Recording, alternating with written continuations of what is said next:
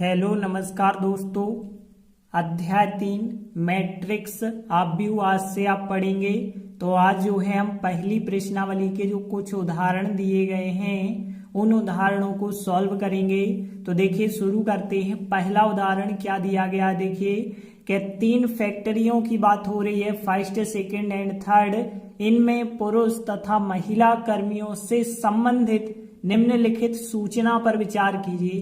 तो एक आपको सूचना दी गई है और वो सूचना क्या है देख सकते हैं आप। पहली फैक्ट्री में 30 पुरुष कर्मी काम करते हैं और 25 महिला कर्मी हैं, और दूसरी फैक्ट्री में 25 पुरुष हैं और 31 महिला हैं। तीसरी यदि फैक्ट्री की बात करें 27 पुरुष हैं और 26 महिला हैं। देखिए आपको क्या करना है, उपर्युक्त सूचना को एक 3/2 आव्यूह के रूप में हमें दर्शाना है। तो देखिए 3/2 के रूप में कोई एक आव्यूह आपको बनाना होगा। देखिए 3/2 का आव्यूह होता क्या है आप लोगों को पता होना चाहिए। 3 पंक्तियां होती हैं और 2 स्तंभ होते हैं, मतलब टोटल अवयव 3 दूनी 6 होते हैं। तो देखिए 3 पंक्तियां होंगी और 2 स्तंभ होंगे। तो इस प्रकार से हो सकते हैं कि यहाँ पे देखिए एक पंक्ति जे हो गई और एक पंक्ति जे हो गई, एक पंक्ति जे हो गई, 3 पंक्तियां हो गई और यहाँ पे एक स्तंभ और 2 स्तंभ हो गए। तो इसी प्रकार से आव्यूह होना चाहिए। तो कैसे आप बनाएंगे, तो देखिए आपके पास 3 संख्या जे है, 3 संख्या जे है, 6 संख्याओं से आपको 3/2 का आव्यूह बनाना है। तो आप कैसे बना पाएंगे, यहाँ पुरुष की संख्या रखेंगे 30, 25, 27 और यहाँ पे फिर 25 और फिर 31 और फिर 26। तो इस प्रकार से आपका एक आव्यूह जो बनेगा वो 3/2 का आव्यूह आपको प्राप्त होगा। तो आपकी सूचना जो है उपर्युक्त सूचना 3/2 के आव्यूह में प्रदर्शित हो जाएगी। तो देखिए हमने क्या लिखा, हल में दी गई सूचना को यदि हमें 3/2 आव्यूह के रूप में प्रदर्शित करना है तो निम्नलिखित प्रकार से हम दर्शा सकते हैं। देखिए एक हमने ए आव्यूह लिखा और ए आव्यूह देखिए तो यहाँ केवल पुरुषों कर्मियों की संख्या रख दी गई और यहाँ केवल महिला कर्मियों की संख्या रख दी गई, तो ही एक 3/2 का आव्यूह बन पाया। देखिए आगे भी क्वेश्चन कहा गया है, तीसरी पंक्ति और दूसरे स्तंभ वाली प्रविष्टि अवयव को कहा जाता है। तो यदि हम बात करें तीसरी यहाँ पे पंक्ति 27, 26 जिसमें लिखा है वो है तीसरी पंक्ति। यदि हम दूसरा स्तंभ देखें तो 25, 31, 36 तो ये है दूसरा स्तंभ। अब हमें देखना है यहाँ पे तीसरी पंक्ति और दूसरे स्तंभ को, मतलब हम कह सकते हैं तीसरी पंक्ति और दूसरे स्तंभ को। तो तीसरी पंक्ति और दूसरे स्तंभ को मतलब A32 का मान हमें बताना है। देखिए यहाँ पे तीसरी पंक्ति और दूसरे स्तंभ को A32 का मान बताना है। देखिए यहाँ पे जो होता है 11, 12 और 21, 22, 31, 32। तो फिर A32 का जो मान होगा वो कितना होगा, 26 होगा। यहाँ स्पष्ट है ना कि A32 का मान कितना है, 26 है। तो हम यहाँ पे क्या लिखेंगे कि तीसरी पंक्ति और दूसरे स्तंभ वाली जो प्रविष्टि है वो 26 है। यह जो है किसको प्रकट करती है, और जो संख्या 26 आ रही है यह जो है महिला कर्मी की संख्या को प्रकट करती है। तो देखिए हमने यहाँ पे क्या लिखा, यहाँ तीसरी पंक्ति और दूसरे स्तंभ की प्रविष्टि क्या है, यहाँ पे 26 है, जो कि तीसरी फैक्ट्री की बात हो रही है। यहाँ पे देख सकते हैं तीसरी फैक्ट्री की महिला कर्मियों की संख्या 26 को प्रकट करती है। तो यहाँ पे 2 क्वेश्चन पूछे गए थे उदाहरण 1 में, ये तो आप लोगों से बन जाना चाहिए। तो देखिए अब दूसरा उदाहरण क्या है, यदि किसी आव्यूह में 8 अवयव हैं तो इसकी कोटियां संभव क्या क्या हो सकती हैं यह हमें बताना है। तो देखिए हमने आपको बताया था वैसे आव्यूह की जो कोटि होती है m गुणित n होती है या m/n होती है, और यहाँ पे इनका जो गुणनफल होता है mn क्या कहलाता है, अवयवों की संख्या कहलाता है। ये हमने आपको बताया था, जैसे हमने आपको बताया था 3/2 का आव्यूह है तो उसमें 6 अवयव होंगे। तो यहाँ यदि m/n का आव्यूह है तो उसमें अवयवों की संख्या कितनी हो जाएगी, mn हो जाएगी। ये तो आपको पता ही है। तो देखिए बिल्कुल यही लाइन हमने लिखी है कि हम जानते हैं कि यदि किसी आव्यूह की कोटि m गुणित n है तो mn अवयवों की संख्या होती है। अब देखिए यहाँ पे ध्यान देना, अब आपके पास अवयवों की संख्या 8 पहले से पता है तो फिर संभव कोटि क्या हो सकती है। देखिए mn का गुणनफल जो है mn यदि आपको पहले से पता है तो देखिए यहाँ पे किन दो संख्याओं का गुणनफल 8 होगा हम चेक करेंगे। तो देखिए 1 और 8 का गुणनफल हो सकता है 8 और 1 का गुणनफल हो सकता है 8, 2 और 4 का गुणनफल हो सकता है 8, 4 और 2 का गुणनफल भी 8 हो सकता है। मतलब 8 अवयव वाले आव्यूह की कोटि 1/8 भी हो सकती है, 8/1 भी हो सकती है, 2/4 भी हो सकती है, 4/2 भी हो सकती है। तो हम लिखेंगे अतः 8 अवयवों वाले संभव कोटियों के क्रमित युग्म जो होंगे वो हो सकता है 1 और 8 का गुणा करने पे आपको 8 मिल जाए, या फिर 8 और 1 भी हो सकता है क्रमित युग्म, 2 4 भी हो सकता है क्रमित युग्म, और 4 2 भी हो सकता है। तो ये हो जाएंगे आपके क्रमित युग्म। तो क्रमित युग्म केवल इतने ही हो सकते हैं जब आपका 8 गुणनफल आएगा, मतलब जो संभव कोटियां होंगी वो क्या हो जाएंगी, 1 गुणित 8 भी हो सकती है, 8 गुणित 1, 2 गुणित 4, 4 गुणित 2।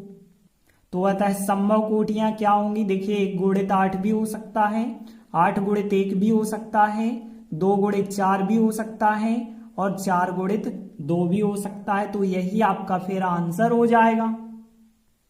देखिए अगला उदाहरण तीसरा देखें, एक ऐसे 3/2 आव्यूह की रचना कीजिए जिसके अवयव जो है इस सूत्र के द्वारा निकाले जाते हैं या प्रदत्त हैं।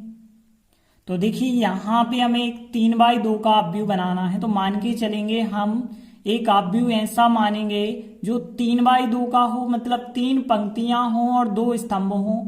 तो कुल अवयव कितने होंगे, फिर 6 होंगे।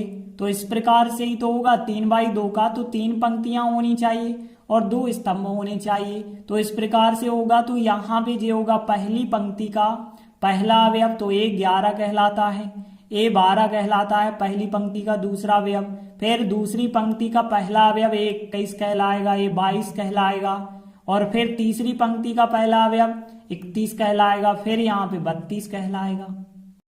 तो देखिए मान के चले 3/2 का जो आव्यूह है इस प्रकार से है कि वो A बराबर है, देखिए 3/2 का है तो 3 पंक्ति होनी चाहिए। तो 1 और 1 2 पंक्ति, 3 पंक्ति हो गई, और 1 और 1 2 स्तंभ भी हो गए। अब देखिए जहां पे हमें दिया गया है यहाँ पे जो अवयव हैं किस प्रकार से निकाले जाएंगे, Aij का मान जो है निकाला जाएगा 1/2 i-3j का मापांक करना होगा, तब आपको मिलेगा किसी भी अवयव का मान। यदि हमें A11 निकालना है तो यहाँ पे यदि हम देखें हम सब के मान निकालेंगे, क्योंकि हमें जो है इस आव्यूह का मान चाहिए। तो 11 12 21 22 31 32 इन सब के मान निकालने होंगे। तो देखिए हम पहले 11 निकालेंगे। A11 कैसे आएगा, आई का मान 1 और जे का मान भी 1 रखना होगा। तो 1/2 करेंगे आप, और 1 - 3 × 1 करेंगे। तो देखिए कैसे इसे सॉल्व करेंगे। तो देखिए यदि आप यहाँ पे सॉल्व करेंगे तो 1/2 तो रहेगा। यदि हम देखें 1 - 3 करेंगे तो यहाँ पे -2 आएगा फिर अंदर, और -2 का मापांक यदि आप निकालेंगे तो +2 आएगा। तो यहाँ 2 से 2 आपस में कट जाएगा, आंसर कितना रहेगा, फिर 1 रहेगा। इसी प्रकार से A12 यदि आप निकालेंगे तो 1/2। अब देखिए I का मान तो 1 रखेंगे, लेकिन J का मान 2 रखना होगा। तो यहाँ पे I का मान तो 1 ही आप रखेंगे, लेकिन J का मान कितना रखेंगे आप, 2 रखेंगे। तो देखिए 1/2 होगा यहाँ पे। 1 - 3 दूनी 6 करेंगे तो माइनस के 5 बचे रहेंगे, क्योंकि 1 - 6 करेंगे -5। अब देखिए -5 तो 2 से आप काट नहीं पाएंगे मापांक लेने पर, क्योंकि -5 का मापांक +5 देखिए यहाँ पे तो नहीं घट पाएगा। तो फिर 5/2 ही हमने यहाँ पे लिखा। अब देखिए यहाँ पे हमने 11 12 निकाल लिया, 21 22 निकालेंगे। तो देखिए 21 कैसे आप निकालेंगे, देखिए I का मान 2 रखेंगे और J का मान 1 रखेंगे। तो I का मान हमने 2 रखा और 3 लिखा, और J का मान कितना रखना होगा, 1 रखना होगा। 1/2 यहाँ पे यदि हम देखें 2 - 3 होगा, -1 बचा होगा, -1 का मापांक +1 होगा, तो यहाँ पे 1/2 ही प्राप्त होगा क्योंकि 1 से तो कट नहीं पाएगा। इसी प्रकार से 22 निकालेंगे तो 1/2, देखिए i का मान 2 और j का मान भी 2 रखेंगे तो 2, यहाँ भी 2 रखेंगे तो 2, 3 × 2 रखेंगे यहाँ पे, तो देखिए 1/2 लिखा। अब देखिए 2 - 6 करेंगे, -4 आएगा और -4 का मापांक निकालेंगे +4 और 4 2 से कट जाएंगे तो 2 यहाँ पे प्राप्त होगा। अब इसके बाद हम 31 निकालेंगे तो y का मान 3, j का मान जो है 1 रखना होगा, तो 1/2, देखिए यहाँ पे i का मान 3 रखेंगे और j का मान हमें 1 रखना होगा, तो देखिए 1/2, 3 - 3 करेंगे 0 आएगा, 0 का मॉड 0 ही होता है, 0 का किसी भी संख्या से गुणा किया जाए 0 आएगा। इसके बाद देखिए 32 यदि आप निकालते हैं तो ये 32 कैसे निकलेगा, 1/2 यहाँ पे आपने रखा और फिर देखिए i का मान 3 रखेंगे और j का मान कितना रखना होगा, आपको 2 रखना होगा, तो 3 × 2 करेंगे यदि आप, तो देखिए 1/2 आएगा। 3 - 6 करेंगे, -3 आएगा, -3 का मान जो होता है मापांक +3 होगा, 3 से 2 नहीं कट पाएंगे तो 3/2 प्राप्त होगा। तो देखिए इस प्रकार से हमने सभी मान इसके ज्ञात कर लिए हैं, अब इस आव्यूह में व्यवस्थित रख देंगे। तो इस प्रकार से हमें अभीष्ट आव्यूह A प्राप्त होगा। 11 का मान आप रखेंगे, 12 का मान, 21 का मान, 22 का मान, 31 का मान, 32 का मान, सब मान यदि आप रख देते हैं तो आपको आंसर मिल जाता है।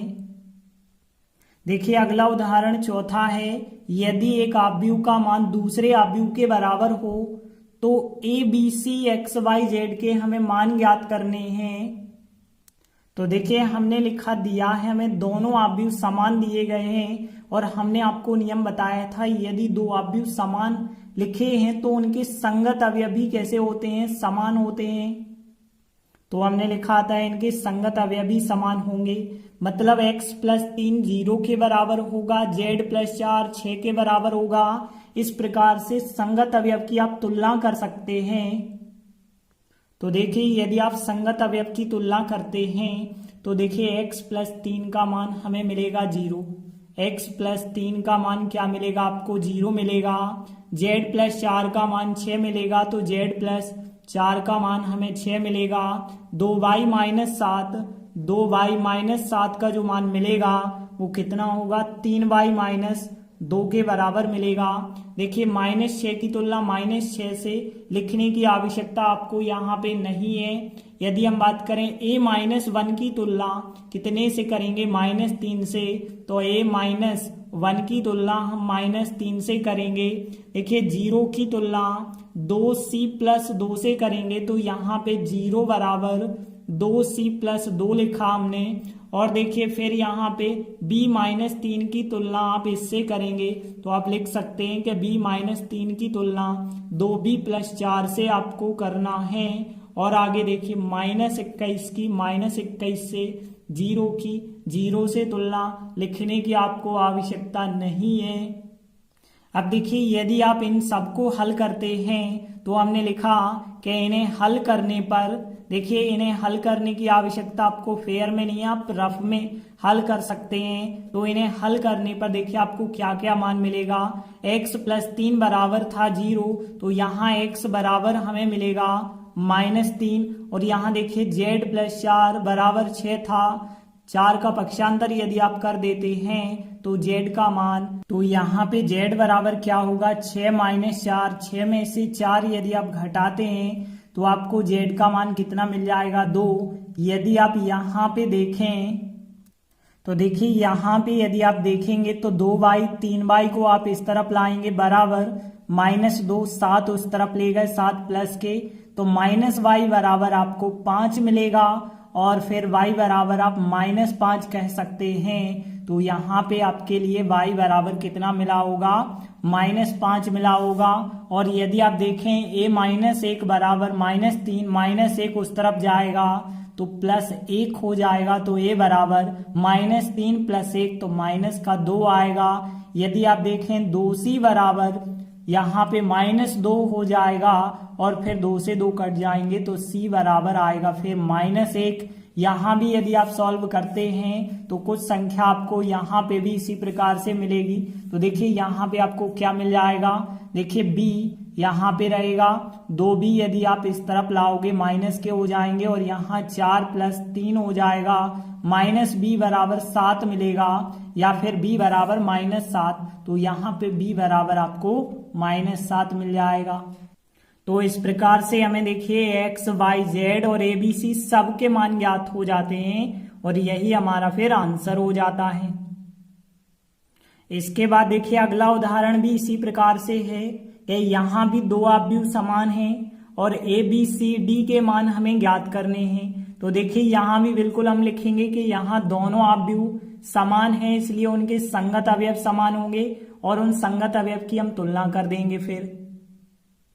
तो देखिए हमने बिल्कुल यही लिखा कि यहाँ दोनों आव्यूह समान हैं, इसलिए उनके संगत अवयव भी समान होंगे। तो फिर संगत अवयव की आप तुलना कर सकते हैं। तो देखिए यहाँ पे 2a + b की तुलना 4 से, a - 2b की तुलना -3 से, 5c - d की तुलना 11 से, 4c + 3d की तुलना 24 से होगी। तो देखिए इस प्रकार से हमें प्राप्त होगा कि 2a + b का मान 4 होगा, 4 लिखा, a - 2b का मान -3 और यहाँ 5c - d का मान 11 होगा, 4c + 3d का मान 24 होगा। देखिए हमने a और b वाले समीकरण एक साथ लिखे हैं, c और d वाले एक साथ लिखे हैं। अब देखिए इन्हें यदि आप हल करेंगे और इन्हें हल आप रफ में ही कर लें तो ज्यादा सही होगा। तो देखिए रफ में यदि हम सॉल्व करें तो देखिए इनके गुणांक समान करने होंगे। तो देखिए यहाँ पे हम 2 से गुणा कर सकते हैं दूसरे समीकरण में। देखिए पहला समीकरण तो बिल्कुल ठीक है, यदि हम देखें दूसरे में a का गुणांक 1 है तो 2 से गुणा करिए यदि आप, तो 2a हो जाएगा, 2 दूनी 4b हो जाएगा और यहाँ 2 3 6 हो जाएगा। अब देखिए आप देख सकते हैं कि गुणांक इनके समान हो चुके हैं। अभी यदि आप घटा देते हैं तो धन के ऋण, ऋण के धन और यहाँ पे ऋण का धन हो जाएगा, तो ये तो आपस में कट जाएंगे फिर घटाने पर।